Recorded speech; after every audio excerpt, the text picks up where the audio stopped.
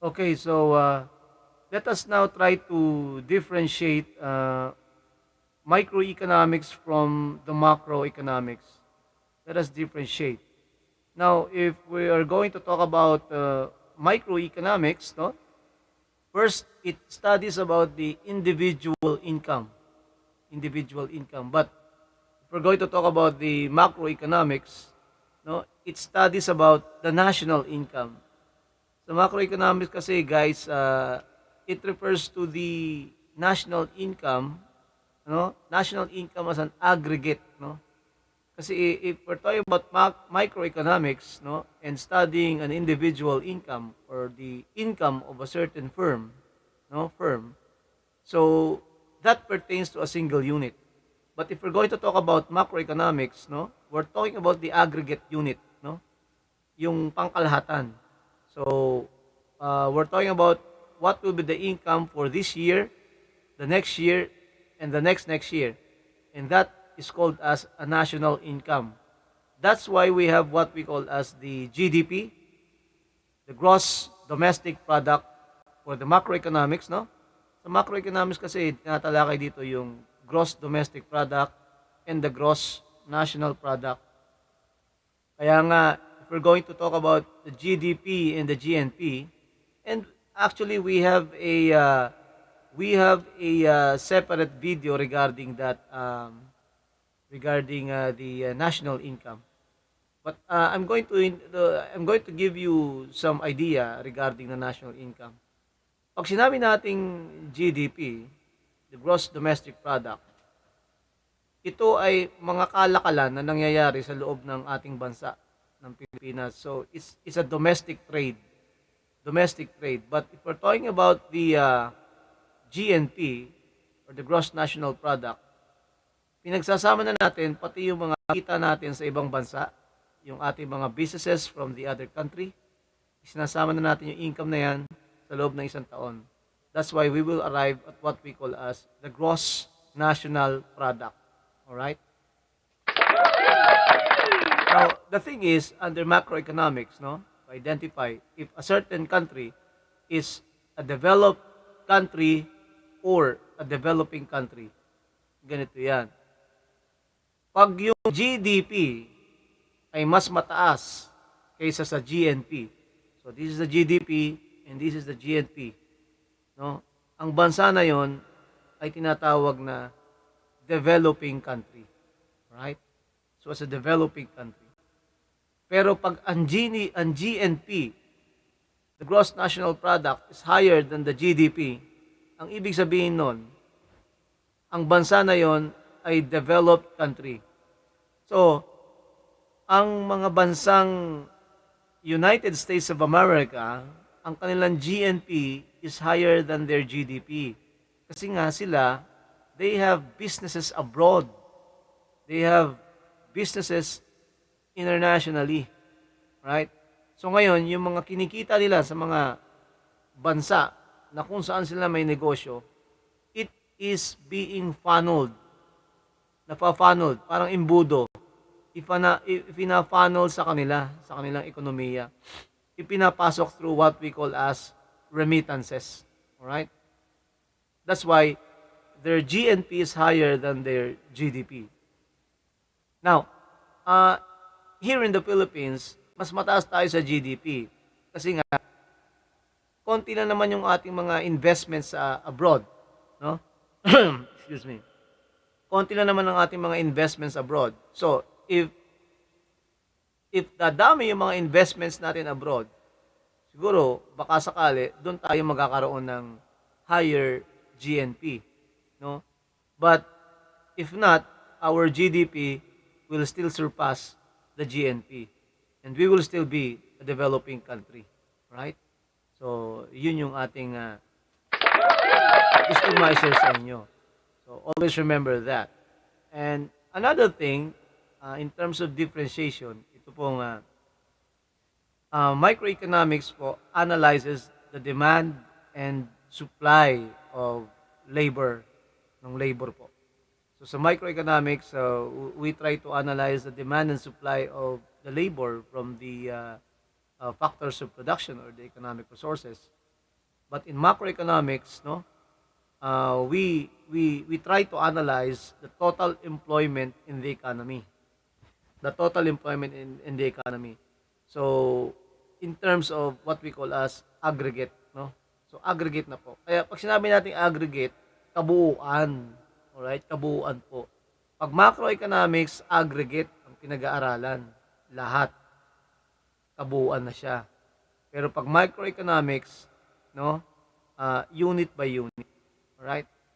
Now, next is microeconomics deals with the households and firm decisions. Dito naman po sa microeconomics, pag tinawag nating household, wag papasok sa isip no na baka pag sinabing household, sambahayan, ano? Hindi. When we talk about household in microeconomics, it pertains to the economic resources. Kung sino nagmamay-ari niyan. It pertains to the factor of production. Alright? Yan po yung natawag na household. No? Kaya pag household yan, yaan ay factor of production, yaan ay economic resource. No? Diyan po nanggagaling. In relation to the firm. Right? Kaya nga po dito, yung microeconomics po, sila, it deals with the household and firm decisions. Pero pag sa macroeconomics naman, it deals with the aggregate decision, yung pangkalahatan, yung pangkabuuan po. Right? Yan po ang pinag-usapan sa macroeconomics. What is the decision, no, in terms of aggregateness? No? Another thing for microeconomics is that it studies individual prices. No? Pinag-aaralan po rito yung individual prices. Kaya nga meron po diyang price theory in terms of pricing system, no? Samantalang sa macroeconomics po, ang pinag-uusapan diyan, it studies the overall price level. Kaya nga po pag pinag-usapan natin ng macroeconomics, if we're talking about macroeconomics in terms of price level, actually it refers to the elasticity price and as well as inflation, right? Elasticity and inflation, kung ano pong mga measurement, no, ang ating i-apply diyan. The next thing about microeconomics is that it analyzes the demand and supply of goods. The demand of goods, the supply of goods. It pertains to the law of demand and supply, particularly in microeconomics. But in macroeconomics, we try to analyze the aggregate demand and the aggregate supply, right? So that is how we try to differentiate microeconomics to macroeconomics. Okay? So if you have any comment, please comment po dyan sa ilalim sa box. Alright? And then we will answer that. Don't worry about that. Now, to dig deep pa po, pag-usapan naman po natin, kasi in our definition of our economics, nasabi ko na iba ang economics, it deals with the study of production, consumption, and distribution of scarce resources to satisfy human wants. So, dito po makikita ninyo, may word tayong scarce. So, scarcity. So, what do we meant by scarcity? Alam nyo, if there is no scarcity here in this world, malamang hindi na tayo mag-aaral ng economics, no? We will not study economics if there is no scarcity. But the reason why we try to study economics is because of that concept and reality, scarcity, right? So, what is scarcity? It pertains to the condition that exists when there aren't enough resources to satisfy all the wants of individuals or the society.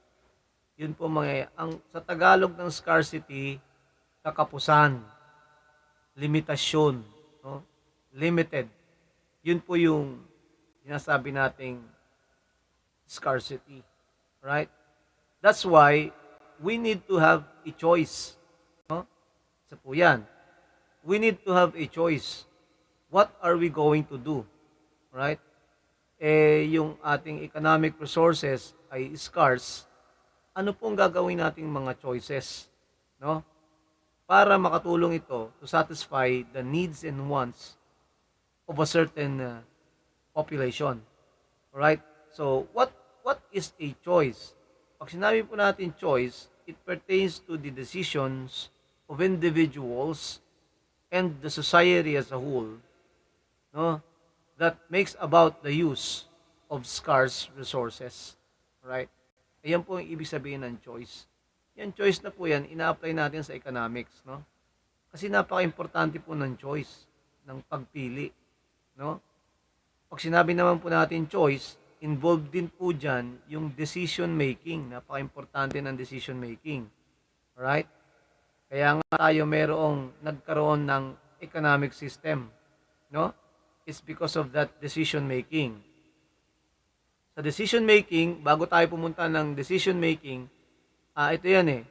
So the reason why we have scarcity and we have choices, no, is because we have the fundamental economic problem. Meron po tayong mga fundamental economic problem na mamaya ay ipapaliwanag ko sa inyo. Kaya nandyan po yung mga yan. Scarcity, choices. Bakit ba umiiral yung scarcity? Bakit umiiral? Bakit kailangan pa nating mamili, no? No? Bakit kailangan pa nating magkaroon ng decision making? It's because of this fundamental economic problem. All right? Now, the next one is we have opportunity costs, no? Pag sinabi po nating opportunity costs, this is also equivalent to what we call as trade-off. Trade-off po trade-off. Kasi pag sinabi natin opportunity costs, it means that it is the next highest valued alternative, no, that is given up when a choice is made. So papasok po dito, you are going to make sacrifice, no? Magkakaroon ka ng sacrifice upang makuha yung isang bagay. Is because of the opportunity cost. So, because of opportunity cost, i-apply mo dito yung choice. And bago mo may apply yung choice, dapat magkaroon ka ng decision making. So, first, there is a scarcity. Next, you must decide. Then, after you've decided, you will choose. Then, after choosing, no, that will become your opportunity cost. Alright. Ayan po, may inaayos na po natin para maintindihan po natin talaga ng maayos itong ating economic problem. So we have an economic problem here, no? Economic problem in terms of what to produce, how to produce, and for whom to produce. Or let us say na rin, how much to produce. Those are very significant economic problem that we must deal, especially the government must deal with. No? Here in the Philippines, our economic system is called as a mixed economy system. Ang atin pong sistemang pang-ekonomiya dito ay mixed economy. Right? Hindi po tayo capitalism, hindi po tayo communism, hindi tayo socialism. Tayo po ay mixed economy. Yan po ang ating economic system. Kaya ngayon, sino ang magde-decide dito pertaining to what to produce, how to produce, for whom to produce, and or how much to produce? Walang iba po niyan, no? Kundi, ang gagawin ng pamahalaan natin, gagawa lang tayo ng tinatawag nating rules and regulation, rules, policies, kung saan ito ay sundin ng mga kapitalista. Alright? Kasi ang ating ekonomiya, pinaghalo po yan eh. Pinaghalo po yan kasi nga po, ang ating ekonomiya, may mga capitalist din dito. Kaso nga lang, kasi actually, when we talk about capitalism, no, it is divided. It has division. It is two. When we talk about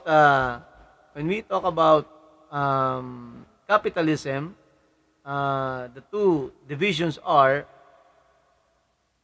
pure capitalism, and the other one is modified capitalism. Alright? So, ang Pilipinas po, nakakaranas po ng modified capitalism. Pag sinabi po nating modified capitalism, meron pong government intervention. Nakikialam yung pamahalaan. Alright? Sa mga decision making in terms of economics. Pero pag pure capitalism po, hindi po pwedeng mag-intervene yung government. Alright? So that's what we meant by capitalism. Alright? Now, kaya nga sinabi pong mixed economy system dahil ang pamahalaan pa rin po ang nasusunod. Excuse me. The government is still the one, no, na masusunod. Right? Like in a socialist country, in socialism, no, in communism, the government is the powerful agency right there, right? So, ganun din sa ating bansa. Kaya nga tinawag nating mixed economy, no, itong ating economic system. Sana naintindihan niyo yung aking sinasabi. Dahil para sa atin din po ito upang malaman ng lahat. Kaya nga nagtataka ko, Joma Season wanted to apply, no? Kasi pag tinawag po nating capitalism, communism, socialism, lahat po ito ay patukoy sa economic system. Hindi po ito politika. No? Economic system is different from what we call as political system. Alright? Ibang political system sa economic system. Kaya pag may nagtanong, ano ba ang bansang China? Pag sinabi mong komunista. So pag sinabi mong komunista, ito, ang ibig sabihin nito, sila'y nakasandig sa ideolohiyang komunismo na nagpapatungkol sa ekonomiya. Right? Kaya nga, di ba, in terms of communism, the father of communism is none other than Karl Marx. No? Karl Marx. Minsan, gagawa ko ng video only for communism, only for socialism, and only for capitalism so that we can understand each other. Right? Right. Sa capitalism naman kasi, papasok naman dyan si Adam Smith. Si Adam Smith. Adam Smith is a great economist. He is the one who wrote Wealth of Nation. Alright? Kung si Adam Smith ang sumulat ng Wealth of Nation, si Karl Marx naman ang sumulat ng Communist Manifesto at Das Kapital. Alright? Subalit sa socialism naman, kasi ganito po yan eh, hindi ka pwedeng maging communist unless hindi ka dumadaan sa first stage ng socialism. Alright? Sa socialism po kasi, sa pure socialism, unti-unti pong ina-abolish ang private ownership. Pagdating mo sa communism, it is totally abolished. Okay, yan po. Kaya yan po yung ano natin, sinasabi natin na choices, economic decision making. Dito po, butit sa ating bansa, ang economic decision making ay nasa Pangulong Duterte natin. Ano? So, siya ang nag-set ng rules and regulation dito sa mga kapitalista to. Kaya nga, di ba, napasunod niya yung mga oligarkiya, sila Lucio Tan, no? Sila Ayala, no? Sila Manny Pangilinan. So, it's because of President Duterte. no? That is the power of the government. And I admire him for that. Okay, meron pa akong sasabihin eh. Nalimutan ko. Ang dami kong gustong sabihin eh. Ano ba yung naisip ko kanina? Maya baka malala natin. So here, what are the problems of the economy? What to produce? Ano ba yung what to produce? No? What to produce pertains to the type of goods society desires. So, pag sinabi natin what to produce po, it pertains po kung ano bang goods, no, ang gusto ng society. Right? Pangalawa, how much to produce, no? How much to produce refers to the quantity of goods composed of the total output. So here, we're talking about and referring to the output, no? How much to produce. How to produce, no? Pertains to the technique of production. Kaya nga dito, yung sinasabi nating how to produce, nakapit nga ito nung panahon ng, what we call that, because the medieval period ended because of what we call as the Industrial Revolution. No? Kung saan doon po isinilang yung mga machinery para mapabilis ang pagtatrabaho ng mga tao. And because of that Industrial Revolution, kaya po isinilang ang ideology ng communism. Okay, next is after how to produce, we have this one economic problem, for whom to produce. Kanino po ba dapat i-produce to? It refers to the target market, no, for which the producer will sell their products, right? And yun po ang mga problems of the economy, right? It arises because of the scarcity, no? Scarcity, and we must make a good decision making, and after decision making, we must have a choice, and then opportunity cost will come, and that will be a decision making regarding of whoever will try to decide. Will it be the government or the private enterprise? No? Kaya po diyan pumapasok ngayon yung economic system. Okay? Okay, now we're finished with the important segments of our economic concepts, no? Now, we will talk about the production possibilities curve or the production possibilities frontier. Pag sinabi po nating PPC, no? Ito po ay isang model kung saan ipinapakita nito yung mga trade-off. Trade-offs associated with allocating resources between the production of two goods, also referred to as the power or the production possibilities frontier, no? PPF, which means production possibility frontier, and this PPF, PPC or PPF, the point at which country's economy is most efficiently producing its various goods and services.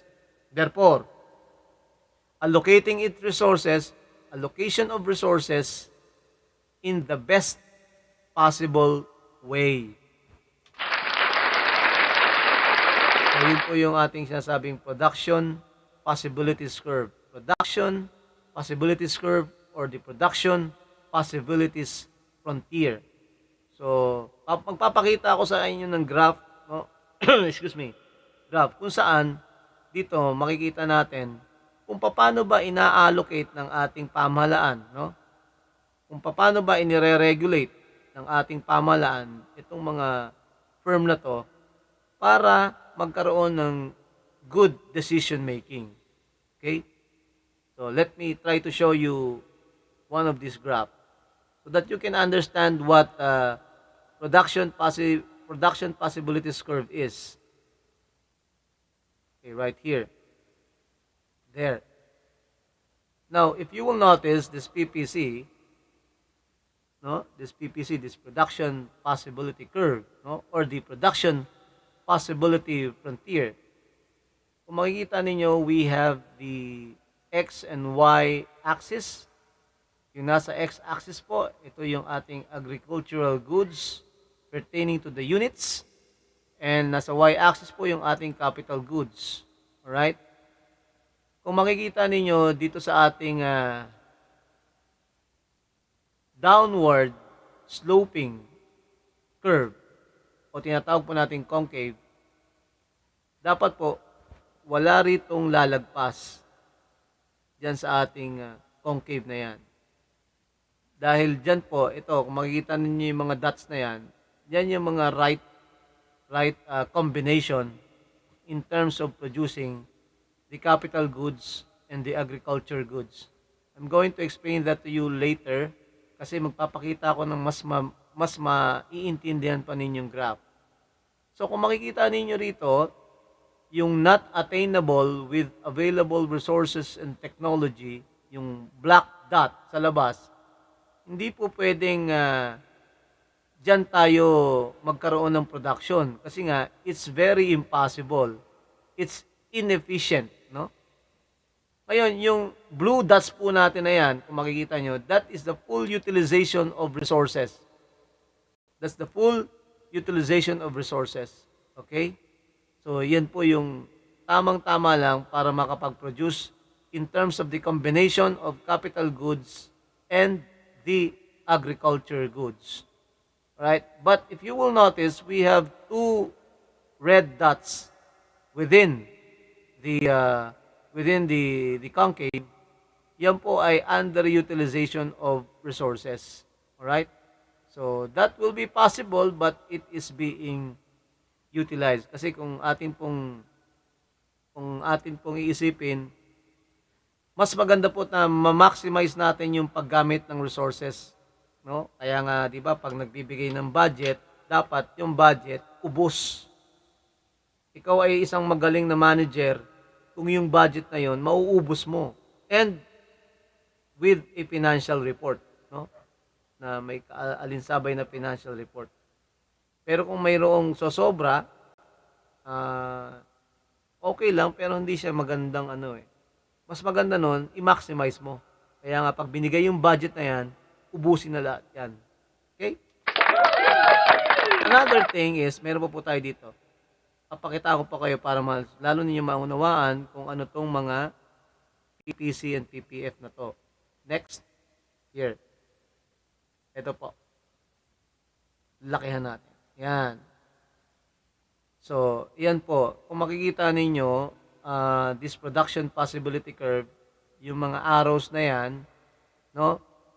Let's look at the y-axis pertains to the corn and the x-axis pertains to the wheat, no? So, wheat.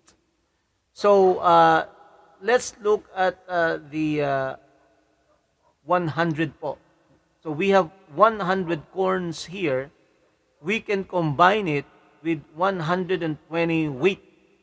So this is a production possibility curve, and this might be a good decision.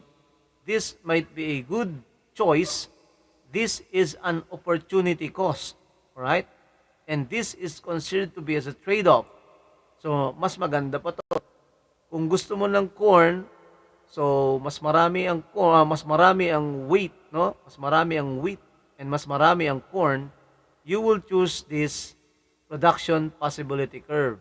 Alright? Pero kung gusto mo naman mas marami lang ang wheat, you can choose the other way around. Kasi dalawa po yan, no? Na pagpipilian mo in terms of combination. We have 100 corn and 120 wheat, or we have 60 corn and 150 wheat. Alright. That is how we use the production's possibility curve. Let's make another example here. Let me show you another graph, no? Here. So look at this. So what does the production possibilities curve show? So here, it illustrates the possible combination po ng goods or services produced by a single nation, business, or person. Lahat po ng nandoon sa loob ng concave, yan po, nandun po sa curve, sa downward slope, yan po ang tamang-tamang kombinasyon in terms of production. That's why we need this PPC in terms of producing a certain goods or services so that we can measure it up. Okay? Another one. So here we have what we call, excuse me, the law of increasing opportunity costs. So here, the opportunity cost is increasing. So, what do we meant by this? So, keto yan.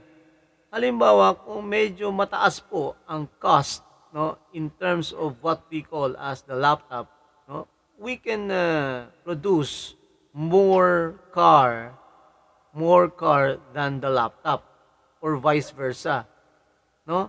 Kasi po we want to have an equilibrium in terms of the law of increasing opportunity costs. Kasi if ever tumaas po yung mga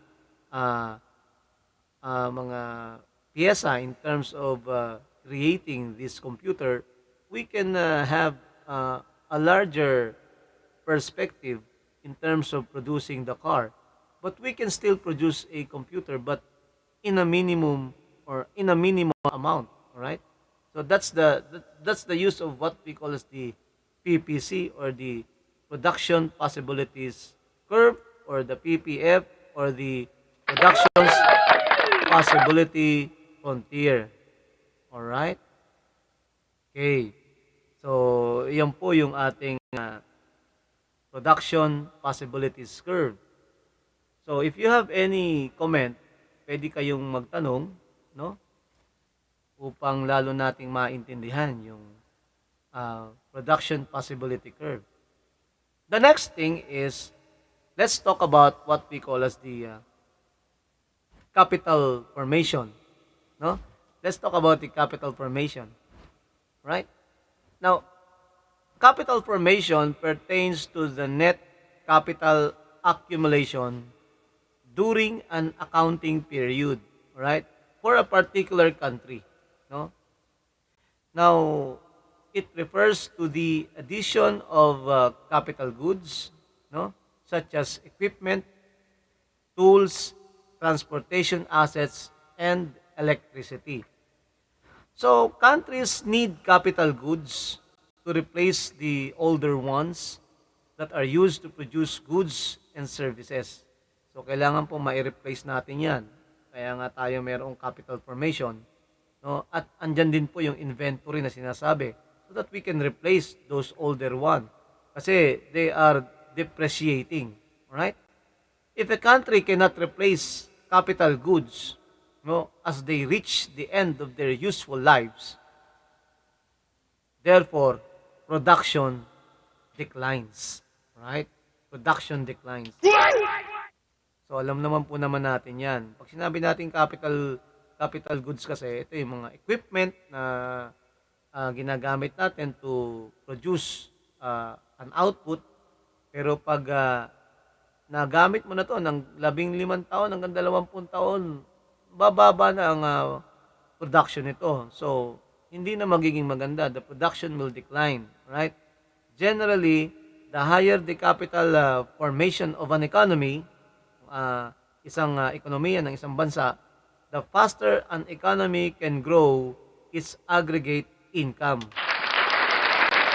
Kaya dapat talagang bantayan natin yung tinatawag nating capital formation. Because doon nakasalalay sa capital formation ang pagtaas, no? Ang pagkamit sa ating economic growth, no? So dito I'm going to give you an example, no?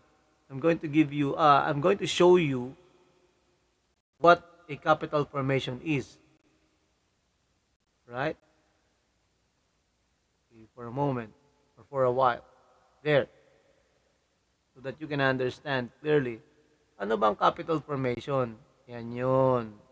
Tignan natin mabuti yung diagram na yan. Let's see. So capital formation, if you will see, this picture pertains to what? So there are savings, then we'll go to the bank, save to the bank, then the bank will invest to this capital formation. We have here, you can see equipment, no? Heavy equipment, factory, then we have a truck, all right, etc. So capital formation is very important in our economy. Okay, next, I'm going to show you another one. This one, so that you can understand this clearly. Okay, what is capital formation here? So making building or buying these factory machine, forklift truck, new factory is considered to be as a capital formation. No? That is a capital formation.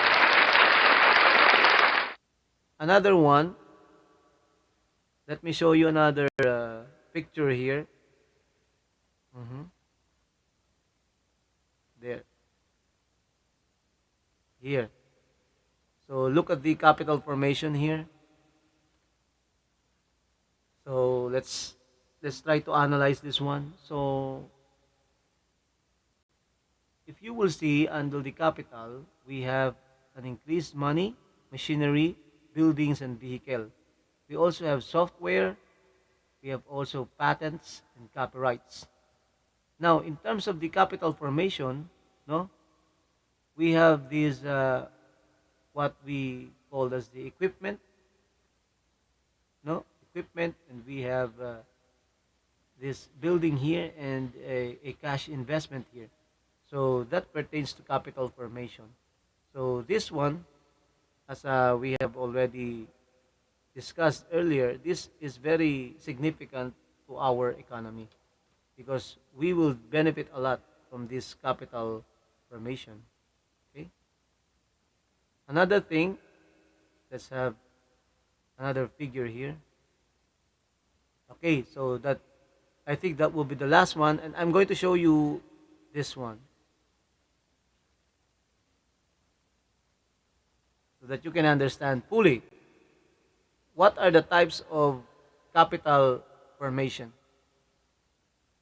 So capital formation, guys, you will notice, no? We have the gross fixed capital formation or the GFCF, which does not change their form in the process of production, in expressi grati, the building, the machineries, etc. So ito po mga building machineries, no? They are considered to be as our GFCF. Now, in terms of inventories, change in the stock, these are kept in stock to ensure continuous production, sale, and transportation. Expressi grati, example po nito, yung raw materials, finished goods, etc. So those are the types of capital formation, as you will notice, no? Okay, so ngayon naman po, let's talk about what we call as the economic growth. So if we have a good capital formation, no, in our economy, thereby that will be the starting point to have a good economic growth, right? So what is an economic growth?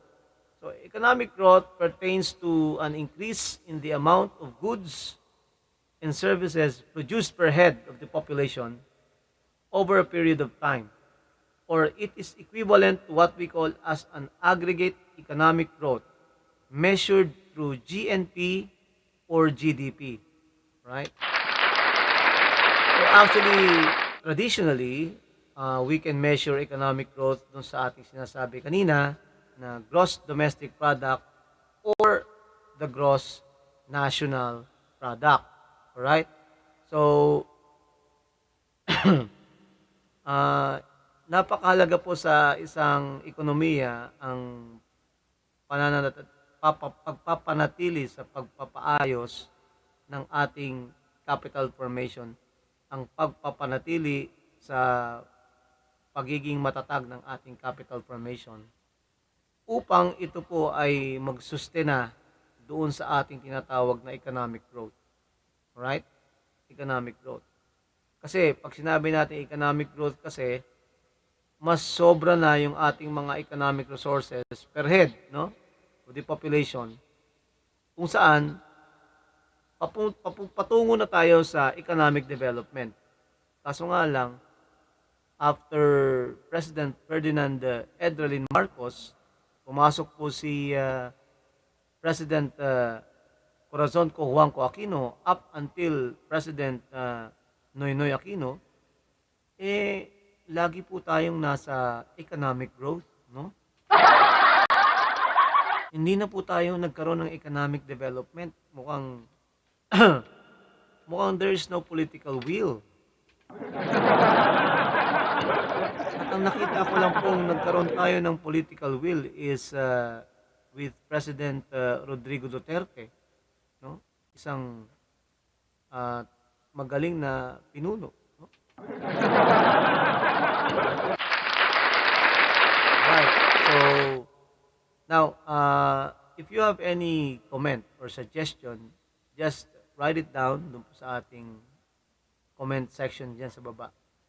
And then, please do not forget to subscribe to my channel para ma-update kayo, no? Ring the bell po para ma-update kayo sa mga videos which are very informational, educational, no? And please watch, like, share, and comment to my video. Okay? So, huwag kayong maglala. Marami pa tayong pag-uusapan in terms of economics. So, please try to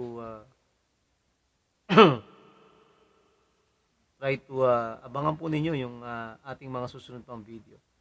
And God bless all of us. God bless the Philippines. And bye-bye.